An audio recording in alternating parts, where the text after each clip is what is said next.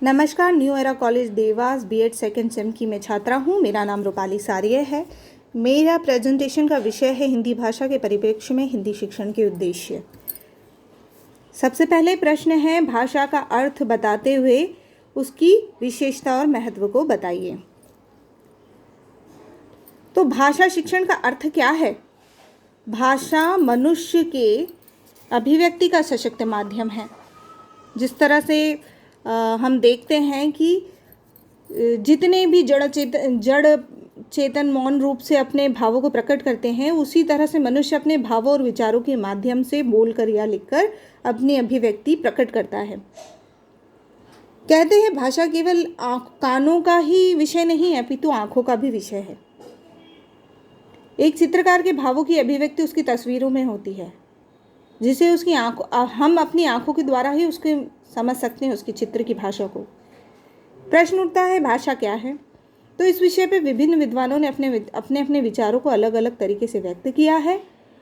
जैसे भाषा शब्द का प्रयोग अपने भावों और विचारों की अभिव्यक्ति के लिए उन सभी साधनों के लिए प्रयुक्त किया है जो जड़ और चेतन के पदार्थों में देखे सुने जाते हैं। परस्पर विचार विनिमय के लिए जो प्रयुक्त ध्वनियाँ होती है वह भी भाषा कहलाती है। भाषा की अभिव्यक्ति के दो रूप होते हैं, लिखित और मौखिक। व्यवहारिक शब्दों में अगर हम देखें तो भाषा जो है सार्थक शब्द समूह द्वारा अपने भावों, विचारों तथा दूसरे मनुष्य के भावों व विचारों के आदान प्रदान के लिए साधन को भाषा कहेंगे। वहीं शास्त्रीय अर्थों में विचारों की अभिव्यक्ति के लिए समाज द्वारा स्वीकृत जिन व्यक्त वर्णों, ध्वनि संकेतों का व्यवहार होता है उसे भाषा कहा जाता है। वहीं विश्वकोश ब्रिटानिका कहती है कि भाषा उच्चारण अवयवों से उच्चारित यादृच्छिक ध्वनि प्रतीकों की वह व्यवस्था है जिसके द्वारा एक समाज के लोग आपस में भावों और विचारों का आदान प्रदान करते हैं। तो इस तरह से परिभाषाएं हमें प्राप्त होती है और इस चार्ट में स्पष्ट रूप से बताया गया है कि भाषा के दो रूप हैं, मौखिक व लिखित। मौखिक वह जिसे मुंह द्वारा बोला जाए या संप्रेषित किया जाए, और लिखित रूप वह जो किसी साधन द्वारा लिखित रूप में प्रयुक्त की जाए। आगे बढ़ते हुए हम देखते हैं इस स्लाइड में कि देखिए ये बोल कर बता रहा है, एक दूसरे से बातचीत करके भाषा का संप्रेषण हो रहा है, और वहीं लिखित रूप में एक चार्ट द्वारा बताया जा रहा है। आगे बढ़ते हुए देखते हैं कि मौखिक भाषा क्या है। तो बच्चा अपनी मौखिक भाषा का निर्माण स्वयं करता है। जैसे हम बोलते हैं, बच्चा क्या अनुकरण के द्वारा सीखता है। तो ये बहुत सारे विभिन्न चित्र उसके सामने प्रस्तुत किए जाते हैं, धीरे धीरे वो सीखता है, यह चिड़िया है, यह गुड़िया है, यह किताब है। तो यह मौखिक भाषा सीखना अनुकरण के द्वारा वह प्राप्त करता है। भाषा के दो दृष्टिकोण हमने स्पष्ट किए हैं, तो कौन कौन से हैं वो? तो भारतीय दृष्टिकोण और पाश्चात्य दृष्टिकोण। भारतीय दृष्टिकोण में हम देखते हैं कि महर्षि पतंजलि कहते हैं, भाषा वह व्यापार है जिसके द्वारा हम वर्णात्मक शब्दों को व्यक्त करते हैं, प्रकट करते हैं। वहीं काव्यादर्श कहता है कि समस्त तीनों लोक अंधकारमय हो जाते यदि शब्द रूप ज्योति से यह संसार प्रदीप्त न होता। कामता प्रसाद गुरु कहते हैं, भाषा वह साधन है जिसके द्वारा मनुष्य अपने विचारों को दूसरों पे भली भांति प्रकट कर सकता है या स्पष्ट समझा सकता है। जब इसमें आगे हम बढ़ते हैं तो देखते हैं सुमित्रा नंदन पंत क्या कहते हैं। वह कहते हैं, भाषा संचार माध्यम चित्र है, ध्वनि व एक नया स्वरूप है, विश्वकोश की हृदय तंत्री की झनकार है जिनके स्वरों में अभिव्यक्ति होती हैं। वहीं सुकुमार सेन कहते हैं कि अर्थवान कठोदीर्ण ध्वनि ही समष्टि की भाषा है। भारतीय दृष्टिकोण को समझने के पश्चात हम जब पाश्चात्य दृष्टिकोण की ओर अग्रसर होते हैं तो वहाँ कहा जाता है कि स्वीट के अनुसार ध्वन्यात्मक शब्द द्वारा विचारों को प्रकट करना भाषा है। वहीं क्रॉच कहते हैं, भाषा अभिव्यक्ति की दृष्टि से उच्चारित सीमित ध्वनियों का संगठन है। ब्लॉक और ट्रेजर कहते हैं, भाषा उस ध्वनि चित्रों की पद्धति को कहते हैं जिसके माध्यम से समाज परस्पर व्यवहार करता है। आगे बढ़ते हैं और ए पेई के अनुसार हम देखते हैं कि भाषा सभ्यता की कहानी है। ब्लॉक ट्रेजर कहते हैं, भाषा उस ध्वनि चित्रों की पद्धति को कहते हैं जिसके माध्यम से समूह परस्पर व्यवहार करते हैं। आगे बढ़ते हैं और भाषा की विशेषता को हम जान लेते हैं। भाषा विचारों में भाषा की विशेषताएं क्या है? तो भाषा एवं विचारों में अटूट संबंध होता है। इन्हें एक दूसरे से पृथक नहीं किया जा सकता। विचारों के बिना भाषा का कोई महत्व नहीं। विचार प्रधान भाषा मानव जगत की विशेषता है। इसको मैं सांकेतिक रूप में समझा देती हूँ क्योंकि वीडियो बहुत ज़्यादा लंबा हो जाएगा और वो अपलोड नहीं हो पा रहा है, इसके लिए क्षम्यता हूँ गुरुजी और माता जी से। दूसरा इसका जो विशेषता है, भाषा की अभिव्यक्ति एक सांकेतिक साधन है। वहीं भाषा का संबंध परंपरा से होता है। हम जानते हैं कि पारंपरिक रूप से हमें पुराने समय से ये पीढ़ी दर पीढ़ी हस्तांतरित हो रही है भाषा। वहीं भाषा अर्जित संपत्ति है, ये वंश के अनुसार नहीं है। जहाँ हम रहते हैं, जहाँ हम वातावरण को आत्मसात करते हैं, वहाँ की भाषा हम बालक जो है सीखता जाता है। आगे भाषा गतिशील और परिवर्तनशील होती है क्योंकि परस्पर परिवर्तन होता जाता है। समय परिवर्तनशील है और अलग अलग परिवर्तनों में अलग अलग आधुनिक चीज़ें जो है भाषा को प्रभावित करती है, प्रत्यक्ष रूप से अप्रत्यक्ष रूप से। इसलिए काल और संपर्क के अनुसार भाषा में परिवर्तन होता है। वहीं भाषा जो है संयोगात से वियोगावस्था की ओर जाती है और कई लोग कहते हैं कि भाषा वियोगावस्था से संयोगावस्था की ओर जाती है, परंतु दोनों परिस्थिति से भाषा गुजरती है। वियोग का अर्थ जैसे विघटित होना है, तो जैसे संस्कृत में कहा जाता था पहले मोहन खादती, जो परिवर्तित होकर मोहन खाता है, परिवर्तित हो चुका है।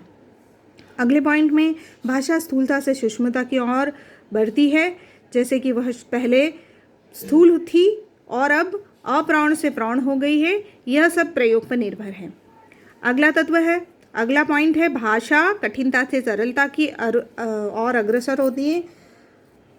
हम सरलता की ओर दौड़ते हैं, कठिन चीज़ों को हम और सरल बनाने की प्रयास करते हैं, इसलिए भाषा सरलता की ओर दौड़ती है। यहाँ मैंने चार्ट द्वारा समझाने का प्रयत्न किया है कि भाषा का स्वरूप क्या है। तो भाषा की परिभाषा, विशेषता, प्रकृति और रूप। इधर भाषा का संक्षिप्त परिचय हम देंगे और उधर लिपि का वर्णन हम करेंगे। फिर लिपि की परिभाषा, देवनागरी लिपि, मात्रा का प्रयोग किस तरह हुआ, व्यंजन का लेख जोक और वर्ण अक्षर किस तरह से प्रयोगित किए गए। तो इस तरह ये हिंदी भाषा का नामकरण भी दिया है, जिसमें 2 पॉइंट्स है, हिंदी का स्वरों का वर्गीकरण और हिंदी व्यंजनों का वर्गीकरण। ये पूरा चार्ट जो है भाषा के स्वरूप को दर्शाता है। आगे भाषा के महत्व पे हम चर्चा करेंगे। तो जैसे बर्ड कहते हैं कि भाषा विहीन व्यक्ति केवल बुद्धि विहीन नहीं होते बल्कि भाव विहीन भी हो जाते हैं। वहीं गांधी जी कहते हैं व्यक्ति की मानसिक विकास के लिए मातृभाषा का ज्ञान उतना आवश्यक है जितना शिशु की शारीरिक विकास के लिए माँ का दूध।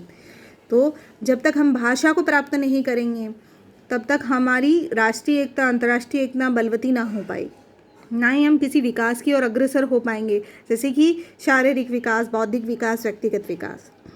तो इनके जो पॉइंट्स हैं वो मैं आपको बता देती हूँ। तो पहला है व्यक्तित्व का विकास। जब तक किसी बालक को मातृभाषा का ज्ञान नहीं होगा, उस पर अधिकार नहीं होगा, तब तक वो समझ ही नहीं पाएगा कि बौद्धिक, नैतिक और सांस्कृतिक विकास किस प्रकार उसकी भाषा में सहायक है। ऐसे ही मानसिक विकास में भी भाषा उतनी ही सहायक है। विचार भाषा को जन्म देते हैं, भाषा विचारों को जन्म देती है। इसलिए जिसकी जितनी मातृभाषा होगी, जैसे एक व्यक्ति को 5 भाषाएं आती है, एक व्यक्ति को 4 भाषाएं आती है, तो जिसका शब्दकोश जितना वृहद होगा उतनी ही उसकी विचार शक्ति दृढ़ होगी। दूसरा है भावनात्मक विकास। मातृभाषा को साहित्यिक रूप की शिक्षा से रागात्मक प्रकृतियों का परिष्करण होता है। सीधे शब्दों में कहा जाए कि कहानियों के माध्यम से, जैसे एक माँ एक बच्चे को कैसे थोड़ा क्रोध में देखेगी तो क्रोध बच्चा समझेगा, करुणा में देखेगी तो करुणा में समझेगा, प्रेम से देखेगी, वात्सल्य से देखेगी, तो इन मनोभावों के उदारीकरण से मातृभाषा की शिक्षा प्राप्त होती है बालक को। तीसरा पॉइंट है सामाजिक सांस्कृतिक विकास। समाज के वातावरण परिप्रेक्ष्य में बढ़ते हुए बालक का क्रमशः विकास होता है और उसकी शब्दावली और भावनाओं को सुनता समझता है और उसी तरह उसका सांस्कृतिक और सामाजिक विकास होता है। अगला पॉइंट है रचनात्मक प्रतिभा और मातृभाषा। मौलिक कल्पना को मूर्त रूप देना सृजनात्मकता की पहली सीढ़ी है। छोटा बालक क्या करता है कि माँ के द्वारा जो मातृभाषा उसको प्राप्त होती है उससे वह प्रखर और प्रतिभावान बनता जाता है। अगला पॉइंट है मातृभाषा और बालक का व्यावसायिक विकास। घरेलू उद्योगों की शिक्षा के अनुकरण द्वारा, जैसे कोई बालक है वो शुरू से उस चीज़ को देख रहा है तो वो आत्मसात कर लेगा और बहुत जल्दी सीख जाएगा।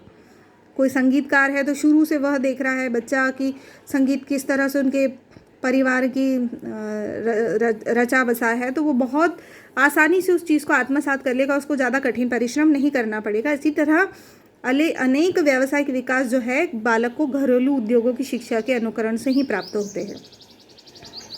अगला पॉइंट है अध्ययन अध्यापन का मूलाधार। मातृभाषा के माध्यम से अन्य भाषाओं का ज्ञान विज्ञान की शिक्षा सरलता से पूर्णता से प्राप्त करते हैं। जैसे हम हिंदवासी हैं, हम हिंदुस्तानी हैं, तो हमारी जो भाषा है अधिकतर लोगों की हिंदी है।